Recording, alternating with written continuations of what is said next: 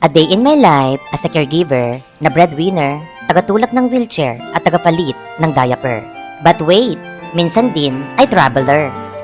At dahil day off ni Melody at ayaw niyang gumastos, siya ay sumakay sa free autobus. At siya ay nagtungo sa taniman ng mga cactus. Dahil si Melody ay naniniwala sa kasabihan na ang babaeng mahilig sa cactus, malikot ang aparatus.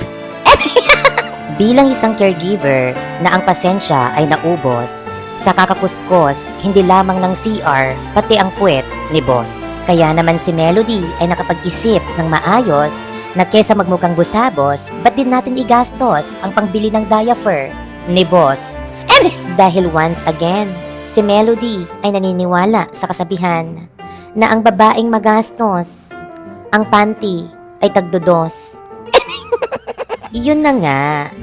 Tunay ngang si Melody ay namangha sa kanyang mga nakita mula sa taniman ng mga cactus. Ngunit isang bagay ang gumugulo sa aking isipan na hindi matapos-tapos. Paano na kaya yung pambili ng diaper ni boss na aking nagastos? Ipasalubong ko kaya sa kanya itong giant na cactus. Siguro ang kanyang saya ay lubos-lubos. May part 2.